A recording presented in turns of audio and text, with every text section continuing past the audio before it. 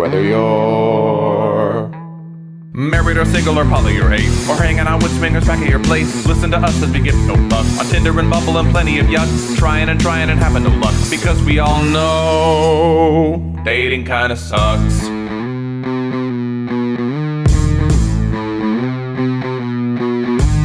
Sarah and Adam are two of a kind. He says stupid shit and she doesn't mind. They're not doing this show to make any buck. Life as a chicken whose feathers they pluck. Why does it work? Well, here is the crux. They both know dating kinda sucks.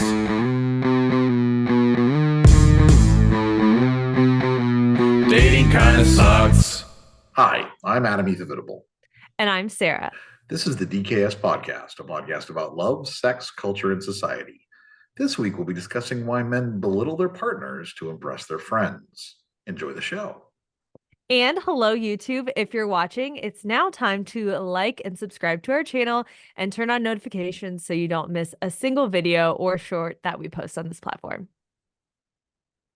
Welcome to Season 7 of the DKS Podcast. This year, we're going to really lean into a new direction for the podcast, expanding our topics to include issues and trends in society, explore travel and culture, and expand our knowledge while still keeping our origins in mind and not straying too far from dating, sex, and relationships. This is the year of the listener. We want to hear from you. Whether you have topic ideas or questions you want to email to datingkindasuckspodcast@gmail.com, or an issue you need help with and want to leave a voicemail on our DKS Helpline at 407-519-0181. Don't be shy. We want to know who you are. We want to shout you out on air, and we want to watch creepily from your backyard as you make dinner for your family. Our community has always been the core of our success, and this year we want to make sure that community thrives and has more support than ever. This week, we'll catch up on anything notable that has happened over the holidays, get an update from a listener who called us for relationship advice in 2023, answer a voicemail from a listener who has a question about dating a trans man, and then dive into the tea of that bullshit Simone Biles husband, whatever the fuck his name is, what he said on a podcast, and ask the question, why do men feel the need to put down their partner instead of supporting her? Is it just a joke, or is it a red flag? And how should you handle it if it happens to you? We'll be getting into that and more. But first, Adam, it's 2024. How was your Christmas and New Year's and all of that, Mr. Grinch? Well, I survived it, so that's what matters. My heart did not grow 3 sizes this past month, but I really didn't do a damn thing, which was pretty fantastic. I think Christmas Eve, I believe it was Christmas Eve, because I think Christmas was a Monday, like New Year's Day was a Monday too, right? Yeah. So Christmas Eve, I went to comedy. I did an open mic at this one bar that does an open mic every Sunday night, and did some material and hung out with the comedians until most of them till like a little late, like 11ish or whatever, just drinking. That was kind of fun. And then just kind of pushed through for the holidays. And then New Year's Eve went over to a friend's house and realized around I got there at like 8. And at like 8:30, I was like, I don't want to really like party. Like I don't like New Year's Eve anyways. It's always just seemed like an amateur holiday to do anything. And so I stopped drinking. And at like 12:01, I was like, "Ooh, Happy New Year! All right, let's go. I'm gonna go now. Good night." And then drove home and went to bed. I was in bed by like 12:30. It was great. And yeah, that was nice, yeah. Basically, the biggest issues was what place is going to be open for me to make sure I get if I'm going to go out for food or if I'm going to go out to do any comedy or whatever, like things like that. And so that was my holiday. It was very, very, very low key. Nice. And I was happy with that. And my big family, my family always has like a group text where they're all like on Christmas morning when they always wish, Merry Christmas. And it's just like it's so personal. Yeah, how and I always reply unsubscribe. So of course I did that this year. I should do that on mine. Yeah, it's great. It's just like especially because sometimes there's weird people attached to this like group message. I don't know who some of these people even are, some of the phone numbers, and so yeah, I just replied. You're like, are you still in the family? Yeah, yeah. Unsubscribe. And this is also January 1st was when my mom died last year. So that was kind of like keeping that in mind, the first kind of Christmas. Last Christmas, I don't even really count as existing as a holiday because I don't know if I talked about this in the last episode, but it was basically my dad and I just sitting by my mother's bedside, like taking shifts until she died. Like she was at that point where she was not eating, she wasn't drinking, she hadn't had like anything of substance for like I want to say like a week and a half, but like and we're like, how is she even like alive? Like it was crazy. And so were just kind of sitting there and just making sure she was comfortable. And so that really, you don't really celebrate anything then. So this was the first year. Right. And of course, my 94-year-old grandfather ended up in the hospital on Christmas or New Year's Eve, I think. And so I'll tell you what, I swear to God, I really expected to wake up January 1st finding out that my grandfather had died. And I was like, oh, let's just make January 1st the time when everybody dies. Like, that's just going to be it. Let's just start new year and new death, basically. But he did not. He's still hanging in there. So I guess that's good. I mean, that is good. I don't guess that's good, though. That's a weird way to say that. But what I was most excited about the New Year's was my friend Lisa coming to visit, and that was very nice. She got here on January 5th. She got here on Friday, and today is the 9th, Tuesday. Okay, so yeah, it's been 4 days, but it's been a long fun. Yes, a long fun 4 days. Anybody who's listened to the podcast knows who Lisa is. I've talked about her multiple times. She's comes and visits, and we go out and hit up the bar scene. And we definitely hit up the bar scene quite a bit. I picked her up Friday night at like 6:30 from the airport and came here and dropped off her bag and pretty much went out for food and drinks. And, and I wanted to show her all of the, like everything that I had discovered so far about Tulsa. So we hit up a different handful of places every night. Like we're like, let's try this place. Some places I'd never even been to. There's a gay club that we went to one night it was insane. Like we got there too early, which I feel like in Orlando there was Parliament House that if you got there before like 11:30 or midnight, there was just no point because there's only like 6 people there. And that's kind of how we were. We got there a little too early, but then we were there till 2 a.m. and like by 2 it was like just packed full. It was insane. I remember and one random person recognized me from TikTok. So well, that's cool. It was getting too hot in the place, so I went to step outside where everybody was smoking, and just figured I'd get some fresh air. And there were people taking a picture, and I was like, "Do you want me to take a picture for you?" Because they were trying to hold it for like 8 people, like hold the camera out, and you hold their phone out. And I was like, "Let me take it for you." So I took it, and the one was like, "Do you like take photos or something on TikTok, or like you do something like you? I know you." And I was like, and I like. And this is bacon. And she goes, "Oh my God." And that she immediately knew who it was. It was pretty fucking funny. So that was kind of random, just talking to them. But yeah, it's been good. It's been exhausting. So I mean, it's been in a good way. Just being able to just go out, have fun, have a friend to hang out with and spend a lot of time with. Funny thing is, so my place is just a 1-bedroom apartment. I've got a living room where like you walk into the front door, there's a kitchen and then a living room. You go left and there is the bedroom, and then the bedroom is attached to a bathroom. So I have a big air mattress that I filled up in the living room for Lisa to sleep on. We would share a bed, except my snoring drives her crazy. So like in the past, we would like in Orlando, she just call her to bed and go to sleep. But she's gotten more sensitive in her older age, I think, to the sounds of snoring. Don't eat. I'm not blaming her. I'm just saying that I know that's one thing, because I know in the past my snoring was also bad, but I think my snoring is also maybe got a little bit worse. But so I also have Google speakers everywhere throughout the house that you can, like, they're all set up so you can play music throughout the whole house. You can tell to do a noise machine, white noise, etc., and everything like that.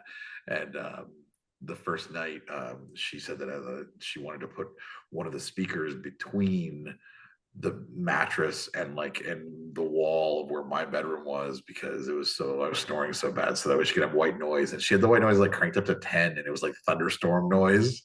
Damn.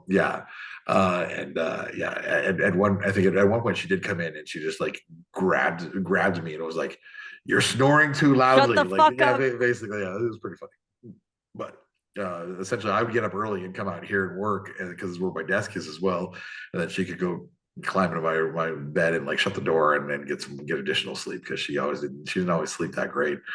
But that's all right. So I am exhausted. And as you know, because I dropped her off at the airport, came back to lay down in bed and take a nap, and you called right as I laid down, and I was literally falling asleep. Slurring your words. Like falling asleep mid-conversation, and I could tell what I was doing. I was like, "Wow, I am really tired." And I was trying to like stay awake, but I was like literally like falling asleep. As soon as we hung up on the phone, I just like hung up and like passed out for 2 hours. So yeah. So now I'm in recovery mode for the next couple days. I've got tonight we're recording our first episode of the year.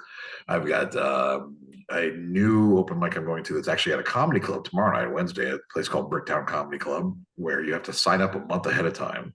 And so it's nice, but also the comedy club is the people at the club are watching the people who run the club, which means that it can give you the opportunity to do maybe get a hosting gig or get some stuff. Because not that I'm doing this for money, but I'm enjoying getting back into comedy quite a bit. Like I've You're been building community.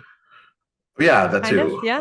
I guess I'm meeting people that way, which is cool. I'm also like actively working on like building a whole new set, and I'm enjoying like the challenge of like, oh, let's tweak these words and stuff like that. Like I kind of lost that challenge over the years because I had what I was happy with, and so I didn't try to adjust it. So now like working from scratch has been great. And I'm really enjoying it. Like I built a whole like about 15 minutes now of brand new material that's not that wasn't my old stuff, and it's kind of fun to see how well it does. So that's been good. It's been really that's the nicest thing about being here is like feeling comfortable enough to start joining, getting back into comedy because I have missed that so much. So Yeah, because you're not on the road now. right, and it was so hard to try to do it on the road.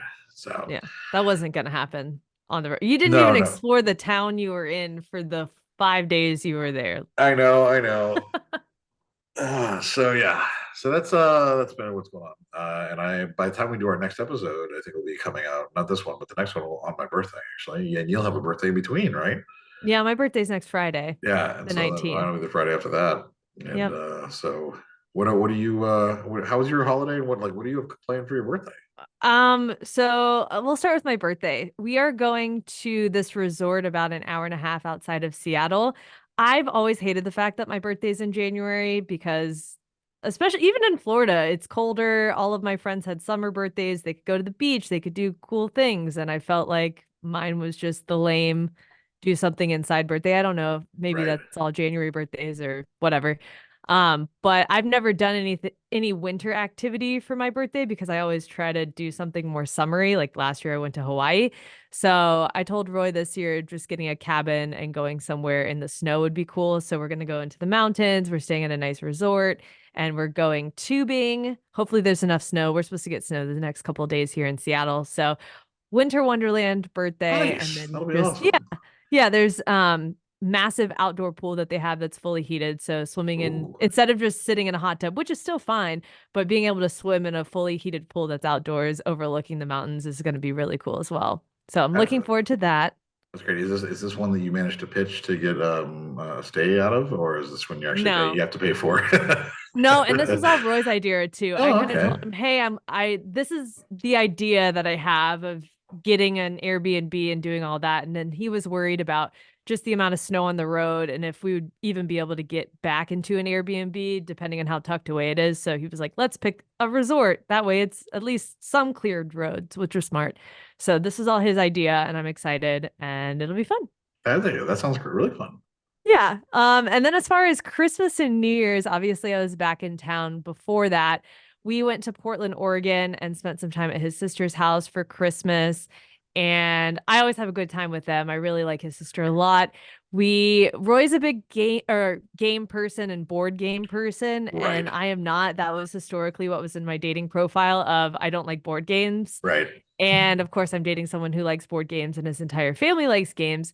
So Roy gets really excited when he knows there's going to be more than just 2 people around because then he packs his board games. So he packed multiple Okay. board games. And so we knew at some point a game was going to get pulled out. And the game that we chose was Dune because it was new to him and he had never played it. And he was like, well, we can all learn together and it'll be a good time. Well, Ooh, I've done that before. That can be challenging sometimes trying to learn a new game. Like when you're trying to play it too. it was a good time and a bad time all wrapped in one. I just black out when people are explaining rules to games.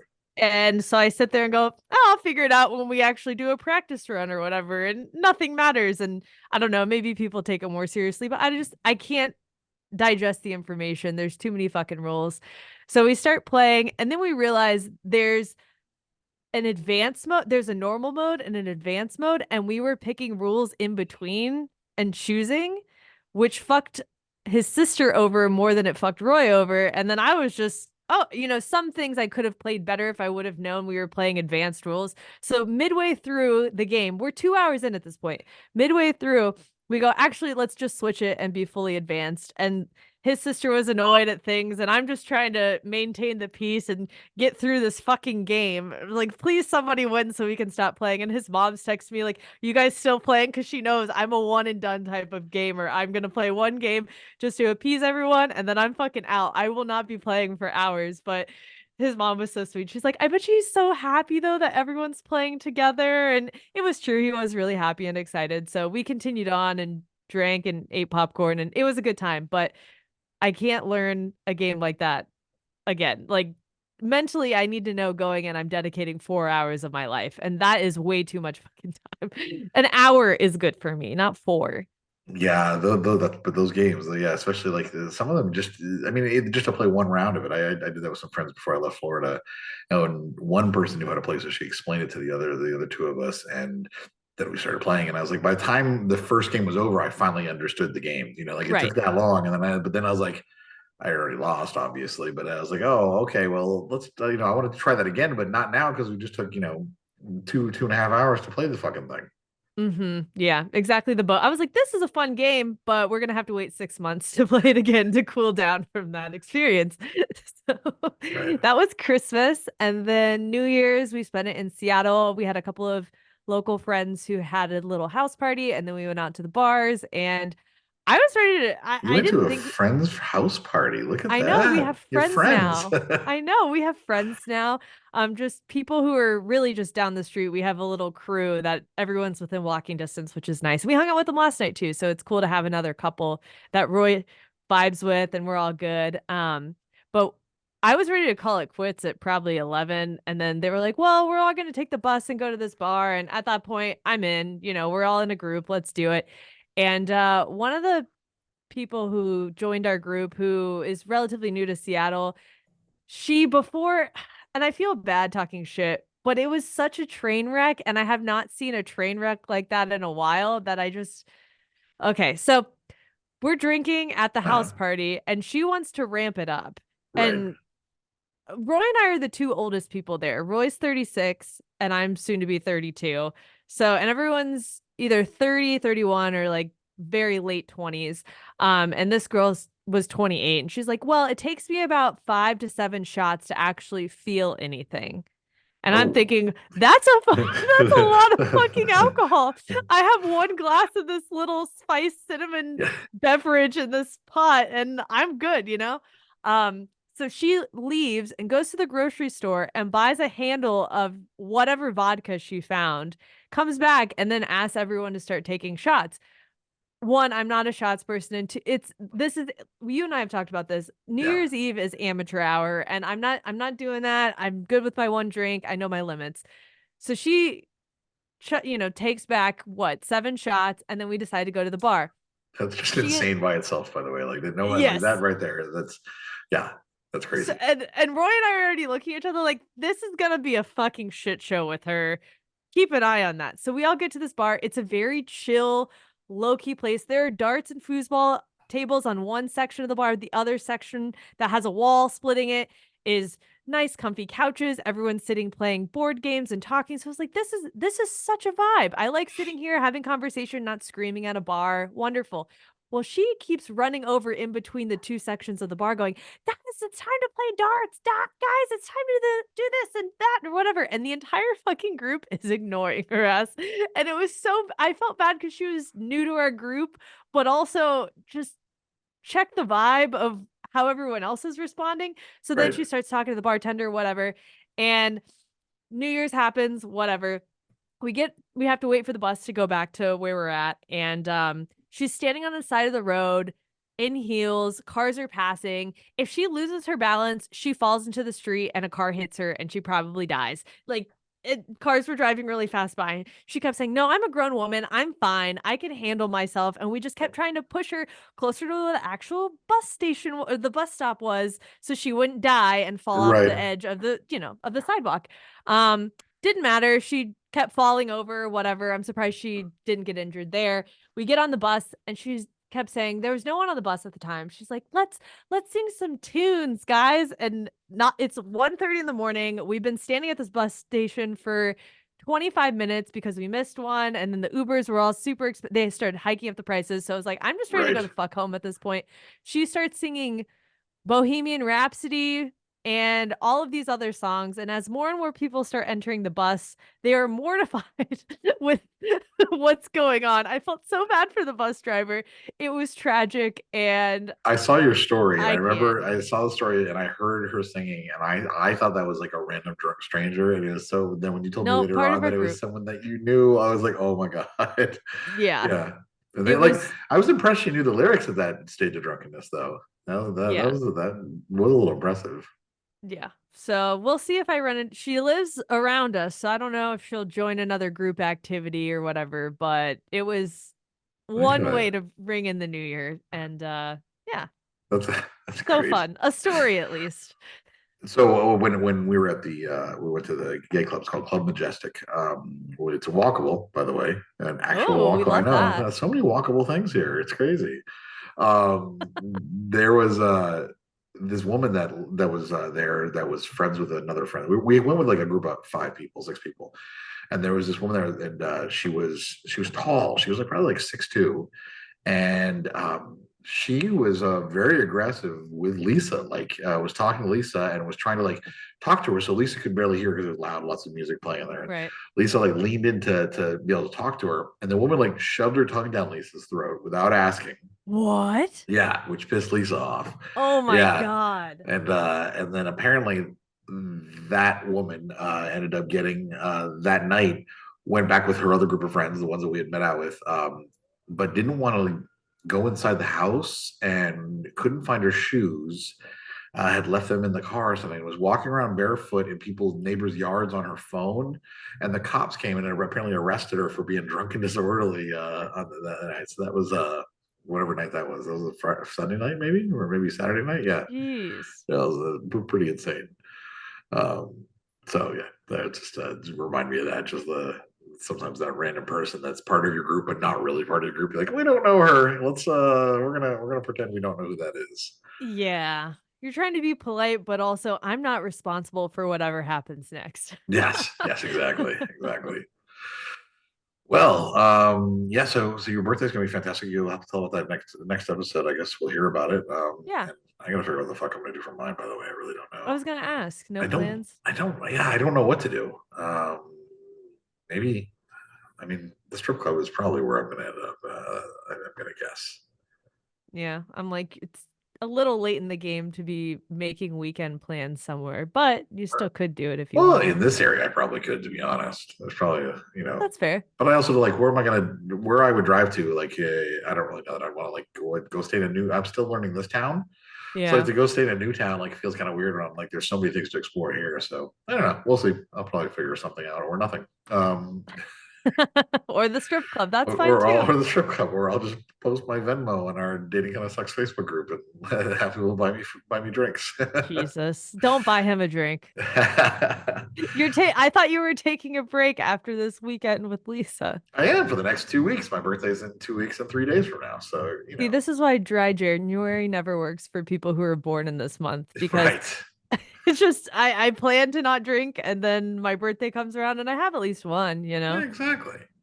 Yeah, of course. Of course. I'll Or have 10 a couple, if you're or if you're right for me. I'll do a couple shots too, so I just want to say this one thing. My friends here that do shots are terrible. They're like one of them was a bartender. She's like, do you want to do shots? And I'm like, okay. So she just pours like straight warm tequila. That's her shot.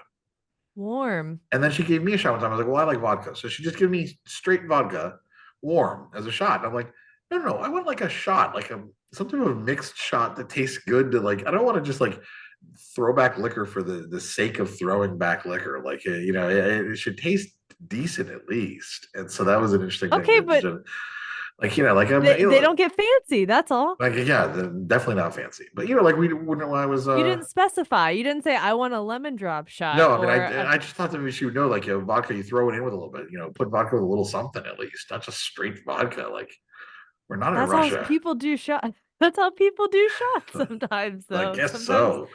You don't Yeah. sugarcoat it. You just take the fucking Yeah. drink. So but you got those green tea shots that you did with me, which were really good. Right? You liked it. It's the last time I took a shot The because last time, right? I have no fucking reason to take some Right, unless you force exactly. me to take. You're like, you buy it and you're like, you'll like it. And I'm like, Come I on, don't try like it. And you're like, oh, this isn't bad. So yeah, see. It was good. It was good.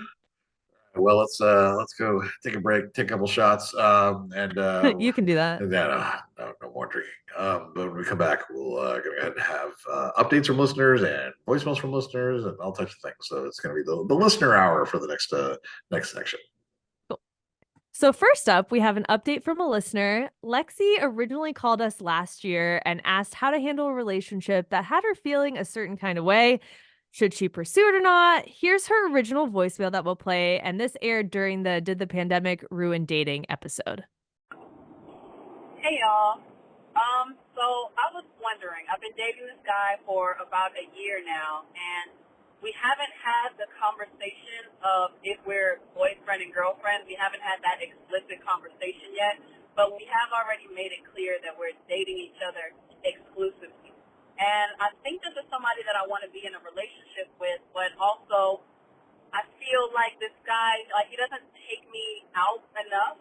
And we've been having the conversation of, you know, I want our meetups and our time spent together to be more intentional. And we've had this conversation for a few months now. I feel like I'm just not getting that. So based off of that information, is this a relationship that I should even be trying to pursue? So I'm gonna assume, of course, that like we gave great advice. I never remember Always. what we say. I don't remember what we said at all. But you're a little more meticulous. So did we give good advice on this episode? Lucky for you, I listened to what we said. Okay, good. I think we gave good advice. We just told her really to communicate with him to see where he's at with things. And we also kind of felt like it was a little bit problematic, but who knows? After the conversation, he could turn out to be understanding and want to take her out on dates publicly and solidify the relationship and actually be boyfriend and girlfriend. But we suggested have the conversation first before making any Yeah, because it decisions. sounds like he's just there's some reason that he's not willing to commit, and that could be a big issue. And you're just Right. getting laid. Like there's not really she wanted more, and so the way to get more is to ask for it, and then if it doesn't happen, then to end things. So Right. and then she said she sent us 2 updates. So should we get into those? Yeah, let's get into the update. What we really want after we get a voicemail like that. We want to know what happens next. Exactly. Yeah, and so we would love for anybody else who asked for advice and to let us know what happened. Did you take the advice? Did you ignore it and then something happened? So Lexi sent 2 email updates. In the first one, she explained that in her work, a male-dominated profession, she is constantly inundated with men flirting with her and being inappropriate. And in one particular instance, she had a client that she had slept with. And this was well before she met this guy that she was asking about in her voicemail. And she and the client also agreed that it wasn't going to continue. And they have been completely professional and platonic for years. She even said to the point that she had actually forgotten that they even slept together. Like it was just not even like a thing. Mm-hmm. And apparently at one point, her quote unquote boyfriend was this guy in the voicemail. That guy. That guy had asked her if she'd ever slept with clients, and she said no because it wasn't something she really wanted to get into. And I can understand that as well. Well, somehow the truth got out. I don't know. She didn't really give the details on how the boyfriend found out. But when he found out, he used that to start calling her a whore and telling her that he didn't trust her and he couldn't trust her and he didn't want to date her, didn't want to be with her in that way, and that he wouldn't even be interested in seeing her anymore unless she dumped that client and any client who'd ever shown any interest in her at all. Which of course would eliminate, because you can control that. Right, exactly. And that would of course eliminate most, if not all, of her male clients. And she said that she couldn't see really doing that for a guy who wouldn't even officially commit to her. So that was her email, just kind of giving us an update. It didn't sound very, very good. And so that was the first update. I also thought too in her email, because I know she asked us to provide the Cliff Notes version because it was kind of long, but she said, he now questions my loyalty and believes I'm a liar, in parentheses, serious eye roll, and it makes me believe he just wanted a way out. And when I was reading it, I was like, yeah, you're a whore, then, whatever, not that into you anymore, and was just projecting something onto her. I was like, not my problem anymore. I can end this now. That's Yeah. how I read it. From the first update that she sent us, I was like, yep, immediately he just wants out. Yeah. There's something there, and it's also this idea too of like any man who's going to be that insecure, like regardless of their motivations behind it, like if you're going to be that insecure and jealous about stuff like that, you shouldn't date anybody. Like you really shouldn't, because if you can't trust your partner, then what's the point of being with them? If you don't trust them, leave them. That should be the rule, the only rule. You don't belittle them, you don't insult them, you don't do anything like that. But if you're going to commit somebody, and he wouldn't do either. So Yeah. Well, the other problem too is having to know all of her past in that aspect of anytime a guy has flirted with her, anybody she's slept with. I'm like, is she asking him to do the same? Of course she's not doing that. But all of a yes, sudden he wants to know all of this information so he feels quote unquote more secure in the relationship or whatever it is just such bullshit. And she didn't, I mean, that question probably got thrown off the cuff of, oh, have you dated anyone in the past? And you are faced with the question head on of, go down this hour-long conversation of talking about this or say no because it's so far in the past that it's really not that it's not important anymore and that doesn't affect us and our relationship. So no, I'm not seeing anyone. I didn't sleep with anyone, and go on. Yes, she did lie and she did call that out in her email, but I don't know. I don't think that's the most problematic thing in this entire situation so not far. at all. Well, because she said she lied, and I think she's being hard on herself. Because then later on, she did say she's like, I honestly just forgotten about it, and like especially if something Yeah. happened years ago, a one-time thing that didn't, and then you're now friends with the person. You're not. It's always gonna- irrelevant. yeah. Unlike how a lot of men think, at the one time they sleep with someone, that forever means that they're going to be able to sleep with You're that person. changed. Yeah. Yeah. I think women could be like, oh, that was a thing I'm putting out of my mind because I don't need to think about that anymore. Yeah. So that would be a great update. We're unfortunate for her, although maybe fortunate for her as well. Mhm. But it gets better. It gets better, and so Better. yes. So here's the second update. And this is in her own words. So this is just her, because her next email was a little bit shorter. So I'll just read this directly. It turns out there was another woman the entire time. I don't even know what to call this emoji, but it's my favorite Upside down one. It's the smiley upside down face. smiley face one. Yeah. Yep. I reached out to her and had a conversation. She had been with him for 5 years, apparently. I reached out to her because I found her on IG and creeped her page a bit. Saw a pic of her at a wedding that the guy liked, which was weird because he said he had her blocked for a year at that point. Looked on his page and noticed a pic with the same background and at a wedding. I'll tell you what, there is no detective or investigator like a woman looking up. Like Amen. Yeah, it's amazing. Mhm. That's so impressive. Tag photos. It's so easy. You just go through tag I know. photos and other people related. Yeah. I asked him about it, and he said, oh, yeah, we were at the same wedding, but we didn't interact. When I spoke to her, she sent a pic of them kissing at that wedding. I got a lot of shit for lying about a current friend I was intimate with years ago, but I came clean about it, and I've been dating this guy exclusively the whole time, just to find out he was lying the entire time. I'm disappointed and angry, but at least now I have my confirmation. But honestly, I should have left when I realized my needs weren't being met. Yeah. It's an unfortunate situation, but there were signs of, hey, this doesn't seem right. Hey, how can we rectify this situation to actually be a couple? Why aren't you taking me out publicly? There's, unfortunately, there were some signs there.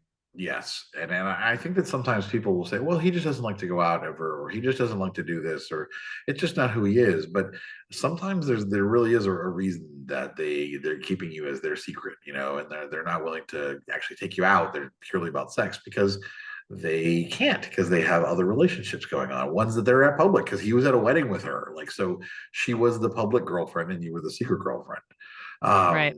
And of course, it's the same thing with the words, like when you can get down to shitty people, every accusation is always a confession. Like, it's always projection. Absolutely. Yeah. It's always projection.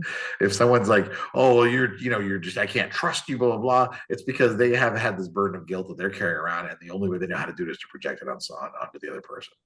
Yeah. They're basically saying, you shouldn't trust me. Run the fuck away. Right. Exactly.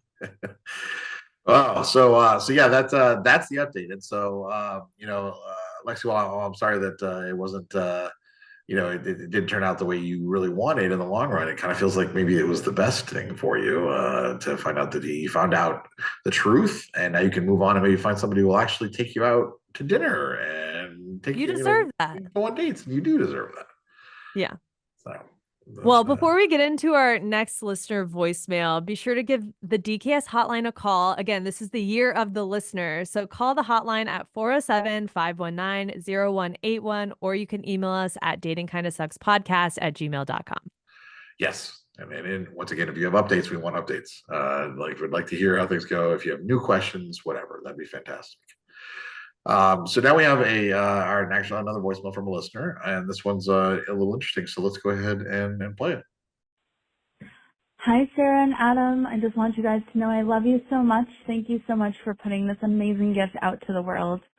My question is related to, I recently started dating a trans man. I don't know if dating's the right word, but we've been intimate a few times. He is living somewhere where he didn't grow up in his fully transitioned life, and this is not a part of that he wants anyone to know about him. I feel like that's a lot of pressure for me. I'm not sure if I should start with counseling on the issue or how I should approach this. I appreciate you guys shedding some light on this topic. I just don't feel like I can do it directly with him at this time. Thanks. All right. Well, this is interesting. So, and I'm going to try to be very nice in what I say about this, but I feel like it's very important for you to maybe try to figure out why there's any pressure on you at all. Like, your intimate dealings with someone who's trans is nobody's business but yours and his. And if he's living a transitioned life now and he doesn't want the people in his life to know that he is trans, that's his right. And that is his story to share, not yours, obviously. And I think you know that part. But I do try to question why it matters to you at all. Like, why do you feel like people need to know that he's trans? Like, why do you feel like it puts any pressure on you at all? Or what you need to talk to him about it? Because if you're happy with him and you're enjoying your time with him and intimately things are good and you have other good communications, then I don't feel like there's anything else that needs to be talked about. That's his own story to tell if he decides he ever wants to. And if he doesn't want to, that's okay too. So you said that maybe you should start with counseling on the issue. And I think that might be good for you, like, on your own to try to figure out. But I wouldn't suggest putting this pressure on him, because it's hard enough for trans people, especially in our country now, just the way that they're treated, that the way that they've been turned into like a talking point for every conservative jackass in the world, makes it hard and it made it hard before, but now it's even worse. And it's a literal danger. It's an actual danger that trans people get killed just for being trans. So there's a lot of reasons that he wouldn't want to share that. And so I don't think it's good for you to put a burden on him about that. And I would say maybe figure out why it's important to you and work through that on your own, and then try to make sure you respect his choice as much as possible.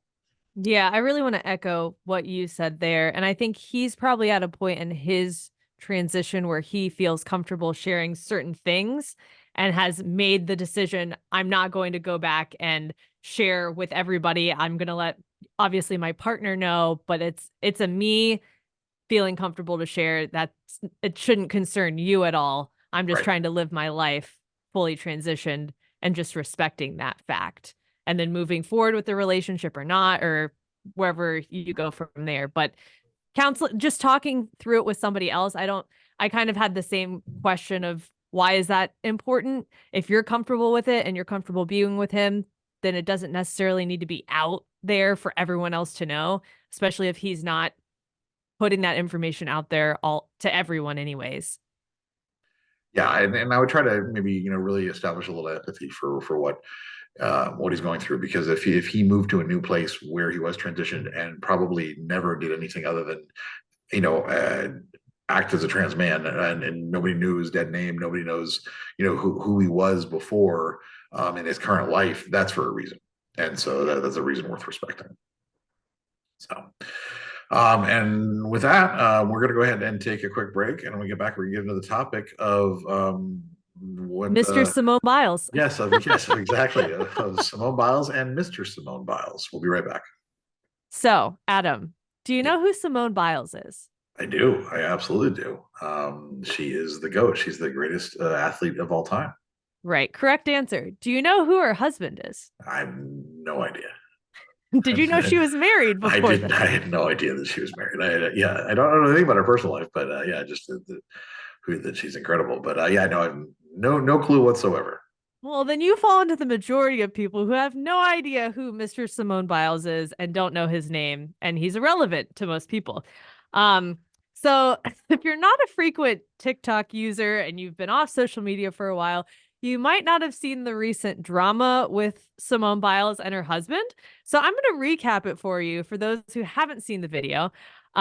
The Green Bay Packers player, Jonathan Owens, which is her husband, made some eyebrow-raising comments after candidly recounting how he met Simone during a December 19th interview on The Pivot. So when the co-host asked Jonathan, "How the hell did you pull Simone Biles?" he responded, "It's really how she pulled me." Which immediately, oh my God, that is such a shit fucking answer. Right. And everyone in the video, the hosts are just kind of like, what the fuck? That's gonna be your answer. And I think it's a question everyone wants to know, right? Like, how did he pull her? Like, and then the pivot is just, it looks like it's like three guys just sitting around chatting is what it is too. And so and it's funny because when he asked her, he was kind of like, I gotta ask, like I gotta know how the hell you, like he was very much leading up to this in the way he asked it too. Yeah.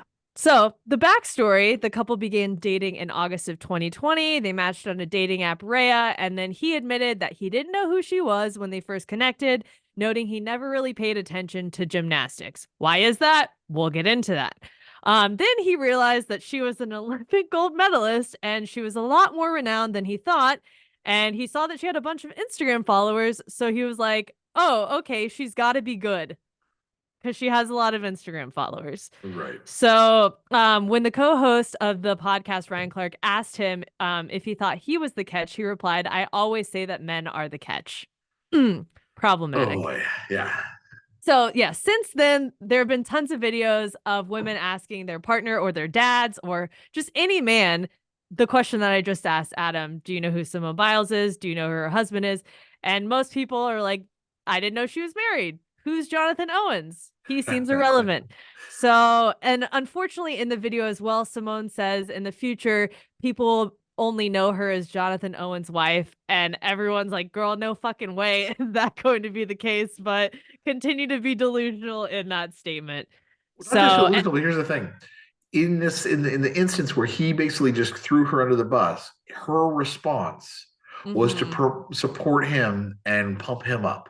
Like that, her response was what you should do to your partner, was to boost him up. And here, even after he literally, said that and made and threw her under the bus. So that shows, maybe the two differences in how to deal with things like that.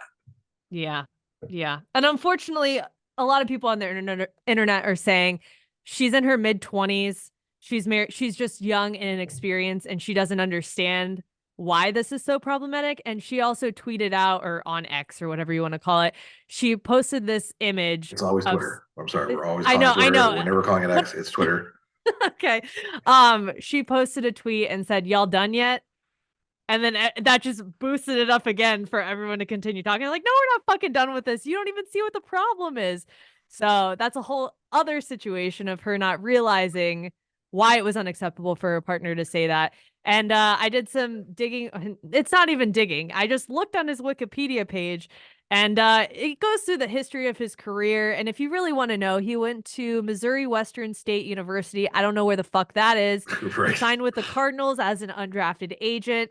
Then he signed to a practice squad for the Texans, and now he's on the Packers. He was never a first-round draft pick, so people wouldn't have known his name that way. I think he was like, he won some award at his college for whatever, but again, never heard of that university. Maybe that's on me. I don't know.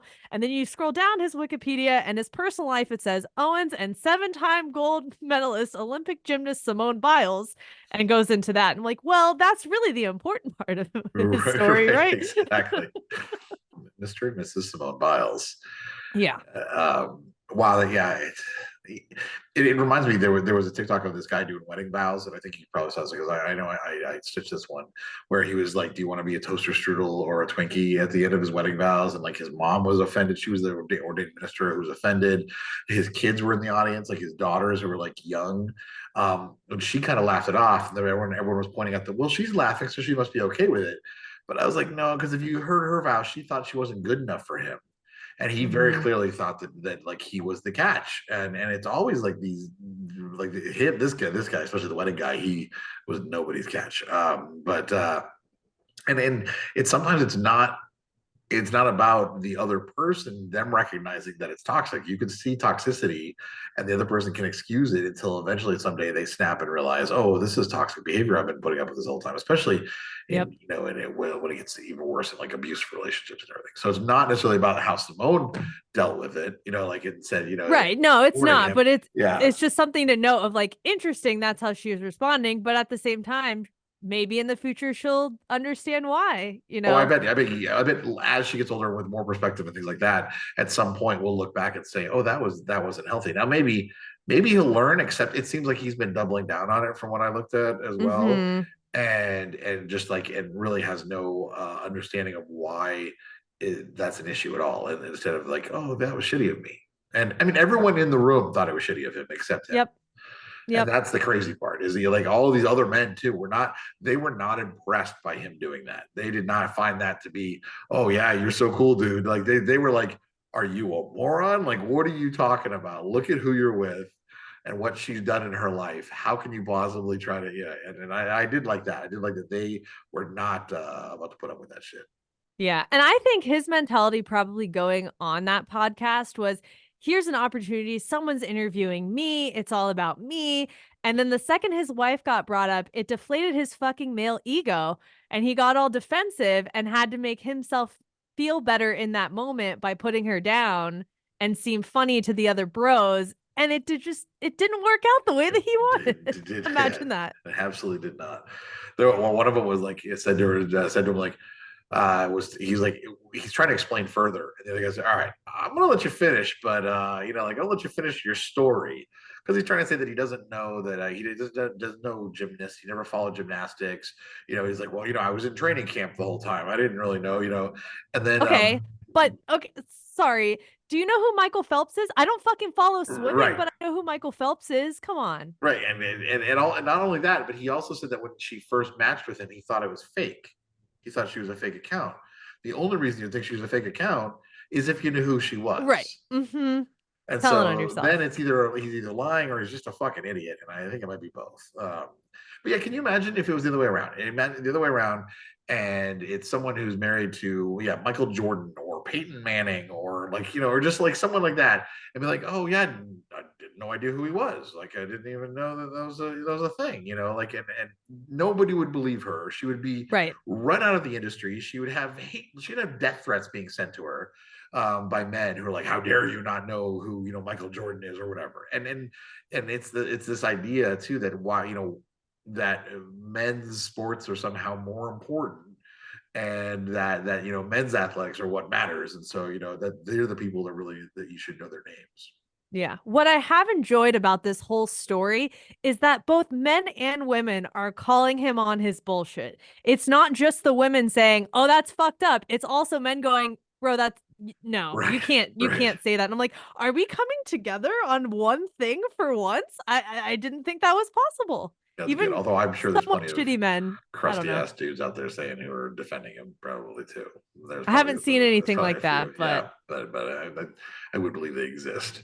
But yeah, so I mean, it's like, where does this start? There's so many different aspects of this, but I think the big one is a starting issue is a very general issue. The fact that male athletes have more name recognition. And they get more money. They get more airtime, et cetera. And it's only because men have decided that they would rather watch sweaty men run around on a field. And I don't think men have understood, I don't think ever sports fans have ever really thought about that they, in their minds, that they are much more interested than watching a bunch of really fit men chase each other around a field and get sweaty and touch each other. That's what they're really into. Manly, Adam. And then it's much manlier to do that than to watch a bunch of athletic women who are like at the top of their game. Like, why would you ever want to, that's their mindset. And I think also toxic men have a weird pride in not knowing like popular women of all, not just athletes, but just in general.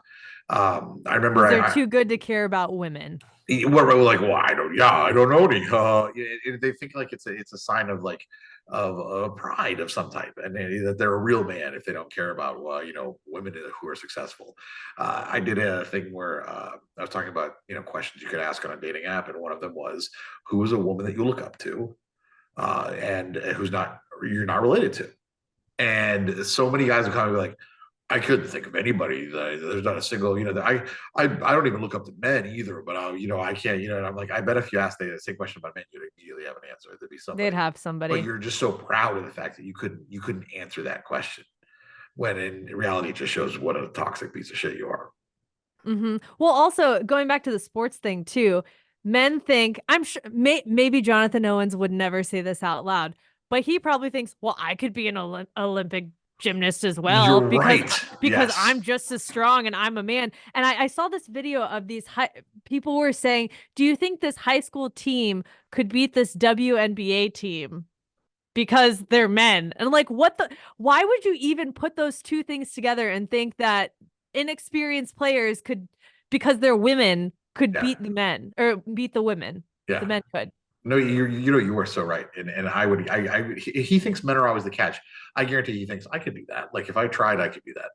And there was just a video that just aired with this guy who's not in shape, who doesn't like train or anything, not really athletic, challenged like an actual runner, a woman runner, to a race, and she put it on her socials, and said that she just paced him for the first 3/4 of it, just to, kind of get a good little work in just for practice, A warm up. Warm up. And he kept up with her, and then she decided to actually run, and then tore ahead of him for the last quarter without even a problem. And he was like holding his sides and stuff like that.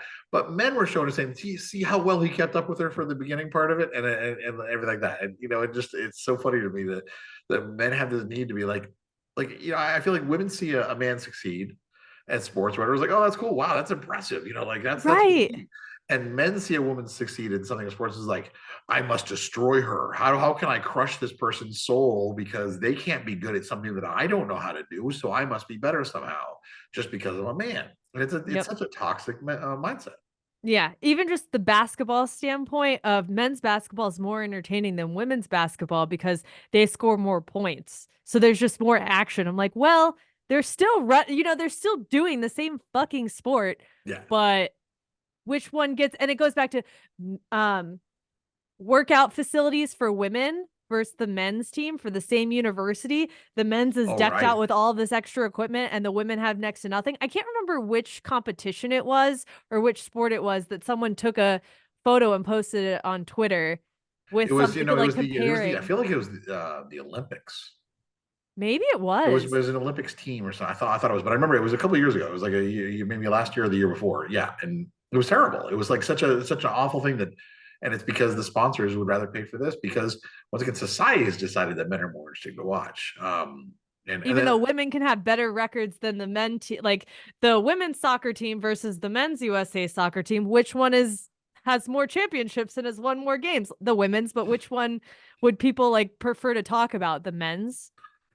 That's it's interesting too that you say that because I'm also thinking like gyms always put like the women's workout classes on the windows that face pedestrian traffic, and then men have mirrors to look at themselves when they work out. It's just kind of I don't know if that has any relation to anything, but it just popped into my head. And I was like, that's kind of interesting too if you think about it.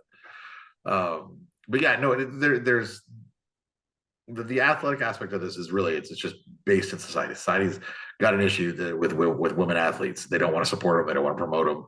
And if they do, when women's soccer became the best soccer team in the world, so many men had issues with that. We're like just maybe why. So and would then celebrate when the women didn't do as well the next time. And I'm like, that is so fucking toxic. Like, what is wrong with you? Like, how can you just not celebrate that they were at the top of their game and and be proud and be happy for them? Like it's pathetic behavior and it's so frustrating. Is there a weird ownership of their gender that they're thinking, if one man succeeds, all men succeed. So we must just stand with our gender and only support men. I mean, is that a mentality for a group of people? No, because these are the same men that when they see a man get assaulted or get arrested for assaulting someone, they're like, well, not all men do that. So they know they don't, here's the thing is society has told men that their opinions matter. Society has told men that what they do matters, even if they're uneducated about it, that their thoughts and voice and actions are more important to society, especially white men. And so white men have grown up with this audacity and this just feeling of superiority. And so when they see someone else succeed, they quite literally think to themselves, I can do that too, and I can do it better. And the fact is, no, you fucking can't. If I just trained for 6 months, I could be as good as this person who's an expert in her field for her entire life, but I can be just as good. Because I'm born with women boxers to fighting. Yeah, exactly. Well, they challenge women boxers or whatever to fighting, or MMA fighters, just because they're big. The men have just the general, but the body size, and then they get completely destroyed. And of course they do, because it's all, it's not about just having the weight behind your punch. It's about everything else too. And so, but these men they have this thought, oh yeah, I can beat her. That's their initial immediate thought. It's not, there's no logic behind it. There's nothing except just society. I've got the testosterone. Cupping their balls and being like, you're so good, you're so good. And so that's just how they hear when they see women succeed. It's disappointing. It really is. I'm like, we're still not past this as a society. And I don't know how. Maybe this conversation with Simone Biles and her husband is the catalyst of people recognizing the value of women in sports and how amazing and talented they actually are. But it's going to take a lot more than just this.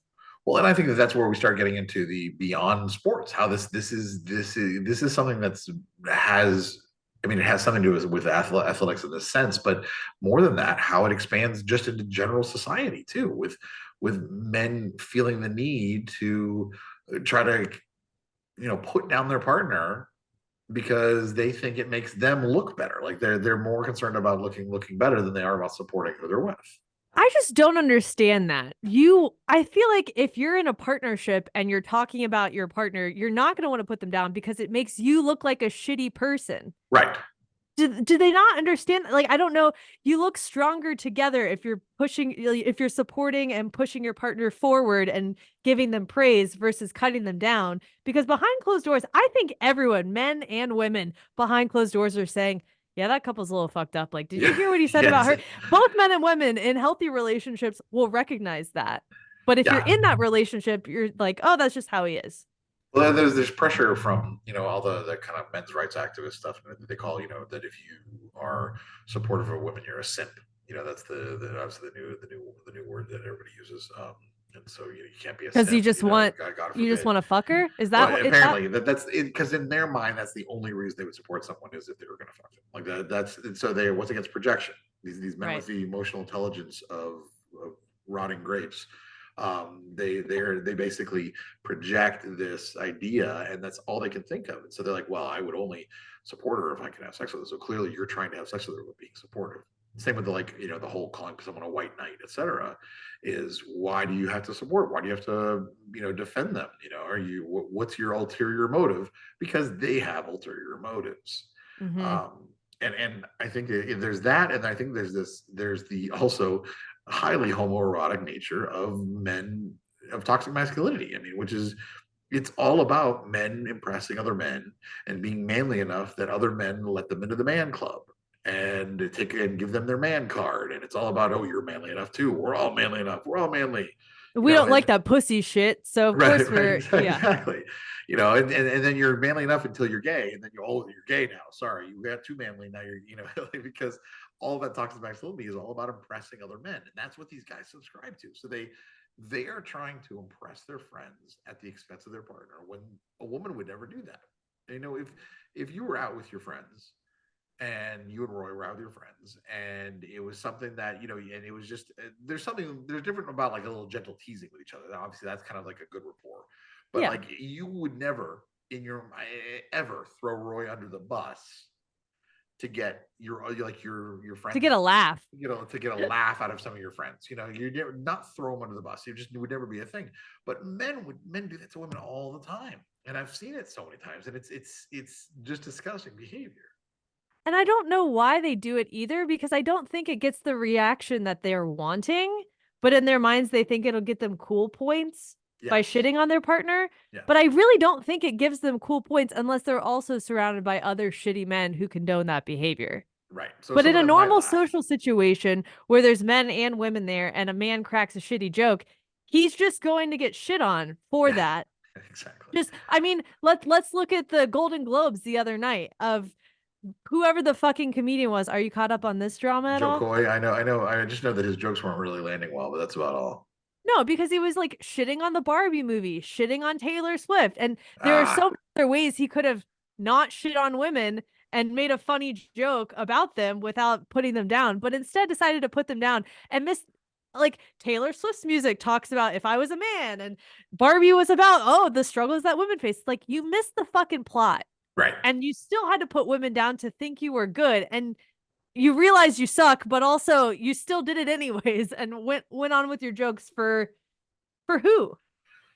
Yeah, that's I have to watch some of that now, because I'd seen It's people awful. talk about it. Well, and I have friends who are friends with him, because he's a relatively decent name in comedy, but like he also started off going to, like, he was at the Orlando Improv every other 3-4 months. Well, not a decent name now. but he was and so he worked with a lot of Orlando comics I know. So like a lot of them know him. So I've seen people like give their takes on it, and I haven't actually bothered to try watching it yet. So I'll have to. But that is the thing. It's like, I remember you told me, I don't know if you remember, I told my Daytona Sunday Funday story, and I was at that bar with a guy who like was like Taylor Swift song, or just no, there wasn't even Taylor Swift, just out of the blue just goes, God, I would never fuck Taylor Swift. And that, like, out of nowhere, with like nobody else, like he was just trying to impress everyone at the bar with, like, with his discretion, with his dick discretion. And when I called him out on it, he was just like, like he just couldn't think. He was like, why? Nobody thinks this is funny. And everybody's like, you're just kind of dumb, dude. Like, that's just, there's no reason. It's like comedians punching down. Like, there's no reason to make someone else feel shitty to be funny. You can be funny without doing that. You can be entertaining without doing that. And if you have to throw people under, punch up, pick on, institutions and organizations and giant companies. You don't pick on like the random person, the one woman who's managed to be amazingly successful with her, music career. Like, just nobody can, nobody's going to want to hear that. Yeah. And if you're trying to highlight your accomplishments or talk about your success and potentially grow your own personal brand, in the case of Simone Biles' husband, you're never going to get there now, because now all you're known for is shitting on your wife on a podcast. I mean, and everybody just calls you Mr. Simone Biles. Like, yes. Like, his name will be forgotten very quickly too. I mean, I already forgot it. What is it? Jonathan Owens. Jonathan. Okay. I couldn't remember his first name. Like, I already forgot. Yeah. So, yeah. And so let's get into a little bit before we wrap this up about how this applies to kind of other people, about, maybe listeners and stuff who have this happen.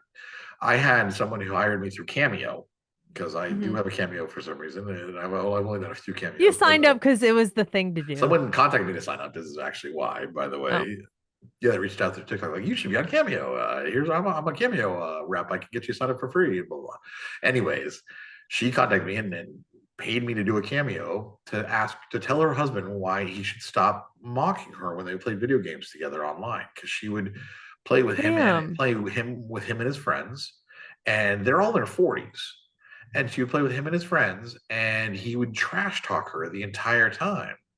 And when she would try to talk to him about it offline, he would say, well, I'm just joking. Like, it's just, this is what we do. You just kind of play, that's how it goes. And so I literally had to do a cameo. I was like, listen, Bob, like, that is not acceptable. Like, you should support your spouse. And if you don't want her there, then just tell her you don't want her there. Don't try to belittle her. Nobody thinks you're cooler because of that. That just makes you sound toxic, and it makes you sound really kind of jealous, especially if she's playing better than you. And it was this thing that she's like, thank you so much for, like, I feel like he would listen better to a man doing that. And so that was just a very similar concept, just throwing your spouse under the bus to try to get yourself kudos or internet points and, laughs. And What's the joke? Yeah, it's exactly. So I think that's the big question to ask. And we talked about that last episode too, is that if something does like that does happen in your real life, that you should, and they do, oh, it's just a joke. Ask them what the joke is. What was the joke? The joke is that I'm not good at this one thing. And so I feel insecure that you're beating me in this video game. Right. Yeah. Or that you're insecure that I'm beating you. Like what is it? What is the joke? The joke is just that you don't support me. Is that the joke? Is it's funny that you're not supportive, and and see what they say about it. Yeah. I mean, imagine if Simone in this instance would have said, "What do you mean you didn't know who I was?" Right. If she doubled down and asked that question, yeah. how would he respond? Yeah, exactly. Yeah. If she had said, "What do you mean?" Of course, yes, you did. Like, and what do you mean? And you like, do you want me to share the text messages of all the things you sent me recently, saying how much how lucky you are to be with me? Because I've got those texts. Because I bet she does. I bet he is. Yep. I bet that's another reason he doubled down on it too, is because he has been basically like, wow, she's amazing, and telling her that, and so then had to say this in public to be cool. It's unfortunate, and it's unfortunate that women, not Simone in this instance, but like women don't recognize it, or they have to like put up with it until they realize, oh, this is shitty behavior, and I need to get an answer as to why they're being shitty, or just leave that situation in general. Yeah, it's a further example of men not liking women, it's always that. Yeah, I know. It really is. I mean, in healthy relationships, healthy men, first of all, healthy men don't care what other men think. Like someone who's emotionally healthy, if they care about what their partner thinks. Like they care about supporting their partner and loving their partner. They don't care about what some random dude or some bar associate or whatever, like they don't care about what that person thinks about.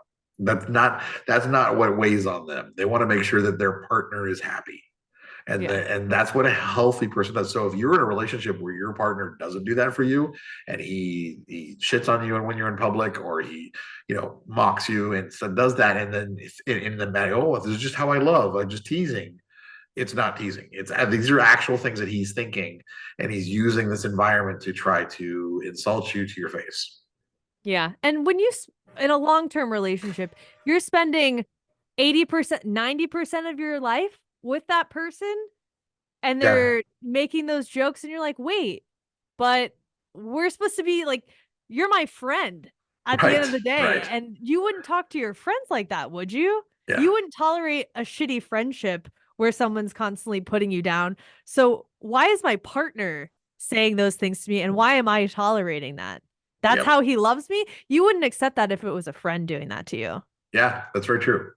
You would just stop talking to that person. They'd be like, I don't know. They're not really a friend, is what you'd say. Be like, I don't really think this person's my friend anymore. I really don't think they are.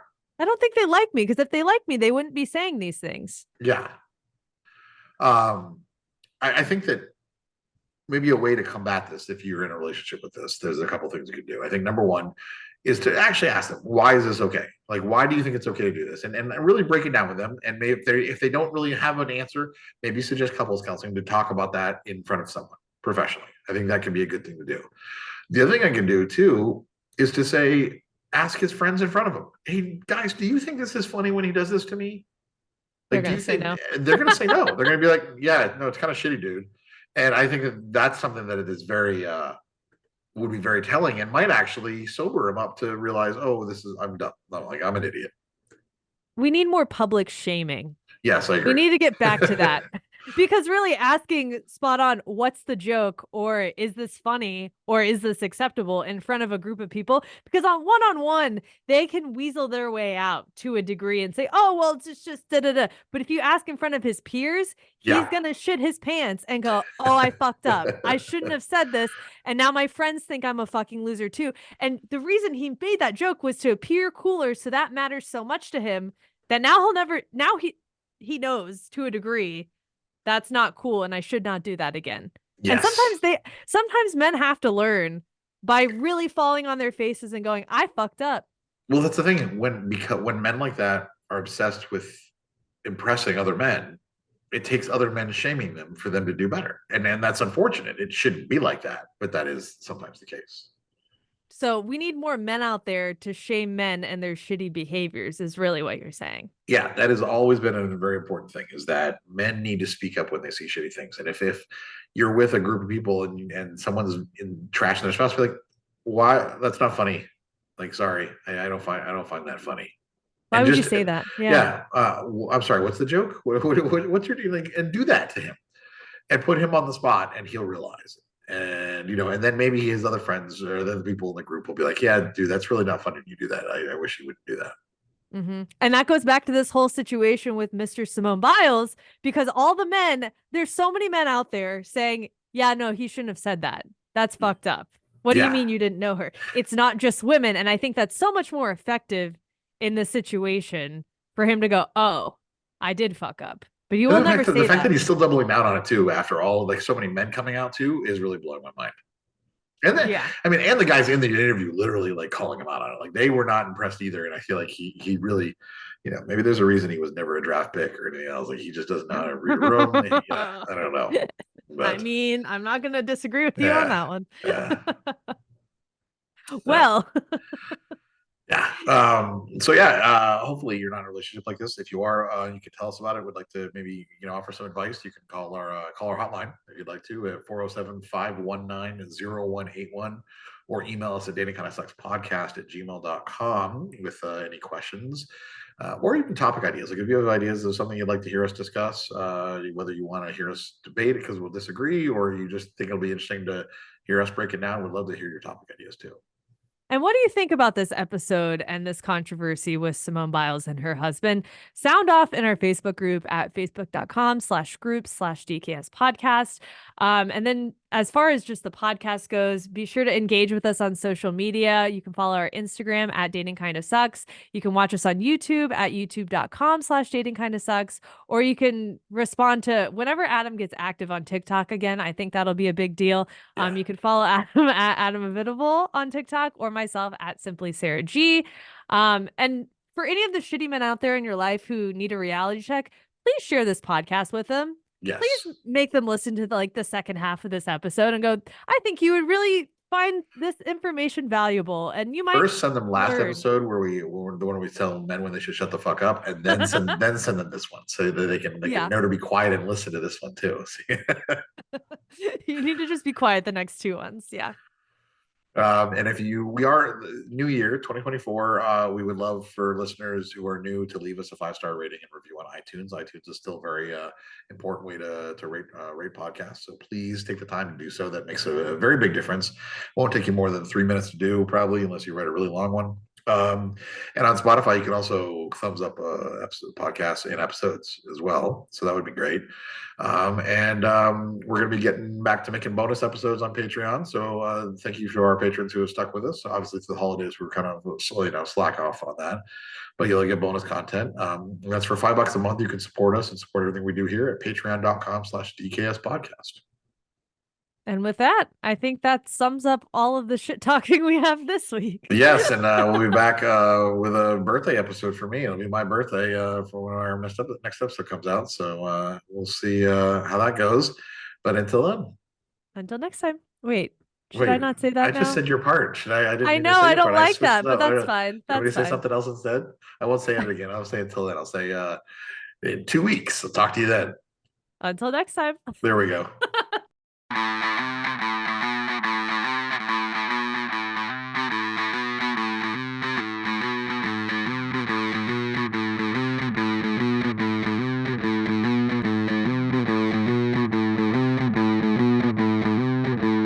Whether you're married or single or poly or ace, or hanging out with swingers back at your place, listen to us as we give no fuck on Tinder and Bumble and plenty of yuck, trying and having no luck, because we all know dating kinda sucks.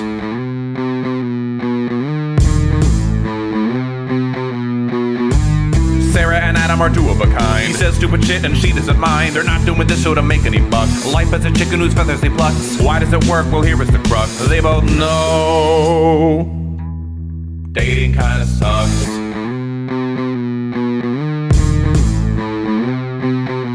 Dating kinda sucks.